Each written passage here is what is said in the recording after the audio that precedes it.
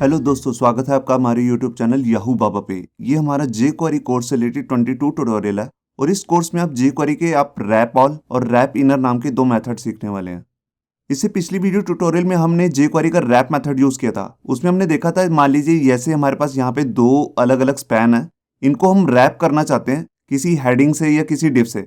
मान लीजिए मैं H1 से इसे रैप करना चाहता हूँ, तो रैप मेथड इन्हें क्या करेगा, वो इन दोनों को अलग अलग रैप कर देगा। मगर मैं चाहता क्या हूँ, मैं चाहता हूँ कि जो ये दोनों स्पैन है ये एक ही हेडिंग के अंदर रैप हो जाए। देखिए कुछ इस तरीके से। तो इस तरह से अगर आप रैप करना चाहते हैं जेक्वेरी के अंदर, तो इसके अंदर एक स्पेशल एक मेथड आता है जिसको हम कहते हैं रैप ऑल। इसके अलावा इस वीडियो में आप एक नया मेथड भी सीखने वाले हैं जिसको कहते हैं हम रैप इनर। वो यूज कैसे कर सकते हैं हम देखिए। जैसे यहाँ पर हमारे पास एक स्पैन टैग है और स्पैन को टारगेट करके मैं चाहता हूँ कि ये रैप हो जाए हेडिंग 1 में या बोल्ड टैग में। अगर मैं इसे बोल्ड टैग से रैप करना चाहता हूं तो ये कैसे करेगा, ये इसको अंदर से रैप कर देगा। बाकी जितने हमने रैप के मेथड देखे थे वो इसे बाहर से रैप करते थे, मगर ये अंदर जाके रैप करेगा, मतलब कि उसके कंटेंट को रैप कर देगा अंदर से। तो इसके लिए जो मेथड हम करने वाले हैं उसका नाम है रैप इनर। तो आइए देखते हैं प्रैक्टिकली कि इन दोनों मेथड्स रैप ऑल और रैप इनर को यूज कैसे कर सकते हैं। यहाँ देखिए, यहाँ पर हमने अपना बेसिक सा HTML का डॉक्यूमेंट बना लिया है और इस डॉक्यूमेंट के अंदर यहाँ देखिए ऊपर एक हेडिंग है और नीचे हमने दो पैराग्राफ लगाए हैं। उसके नीचे दो बटन है, रैप ऑल और रैप इनर। इन दोनों के क्लिक पे ही हम इस वीडियो का प्रैक्टिकल करने वाले हैं। और यहाँ पर देखिए इनकी HTML, ये ऊपर दो पैराग्राफ हैं और नीचे जो हमने बटन लगाए हैं उन पे दो अलग अलग ID भी हैं। और उसके नीचे यहाँ पर हमने जेक्वेरी की एक एक्सटर्नल फाइल लगा दी है और उसके नीचे अब हम अपना प्रैक्टिकल शुरू करते हैं। तो सबसे पहले मैं यहाँ पर स्क्रिप्ट टैग ले लेता हूँ और इसके अंदर जेक्वेरी का जो बेसिक कोड है document.ready उसको लिख लेता हूँ।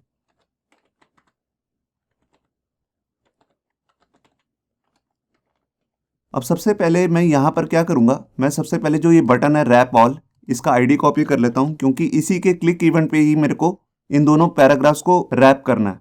तो देखिए यहाँ पर पहले मैं सिलेक्टर ले लेता हूँ हैश और यहाँ पे मैंने इसका नाम पेस्ट कर दिया और इसके बाद मैं यहाँ पर इसका क्लिक इवेंट लगा दूंगा।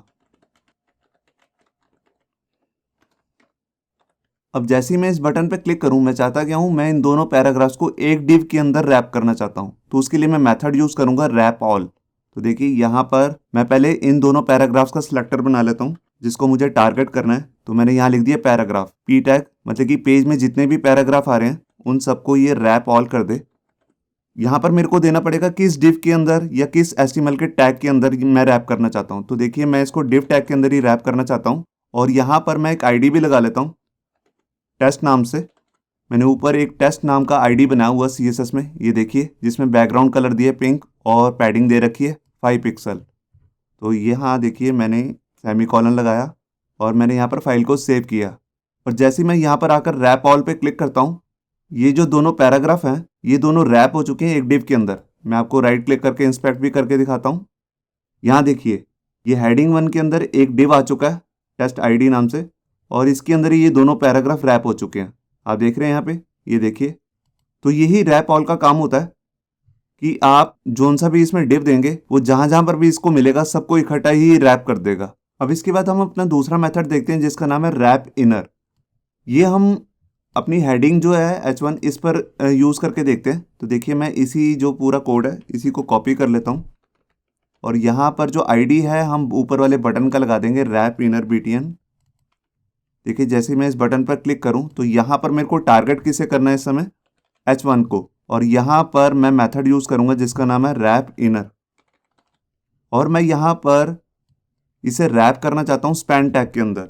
तो मैं यहाँ पे ले लूँगा स्पैन और इसके लिए मैं एक निशानी के लिए यहाँ पर मैंने क्लास भी बनाई है जिसका नाम मैंने रखा है रेड और इसके अंदर कलर रेड दिया हुआ है।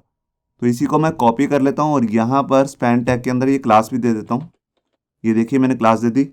अब होगा क्या, जैसे ही मैं रैप इनर पे क्लिक करूंगा तो हेडिंग 1 के अंदर रैप लग जाएगा स्पैन टैग का। ये देखिए मैंने फाइल को सेव किया।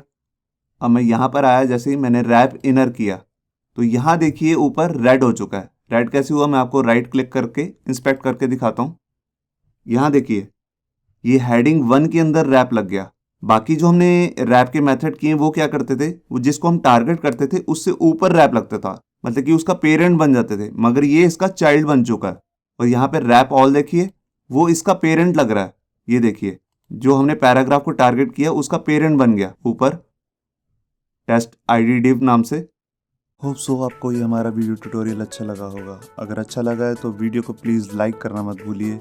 अगर आप ऐसे ही रेगुलर अपडेट्स चाहते हैं तो हमारे चैनल याहू बाबा को सब्सक्राइब करना मत भूलिए। Thank you.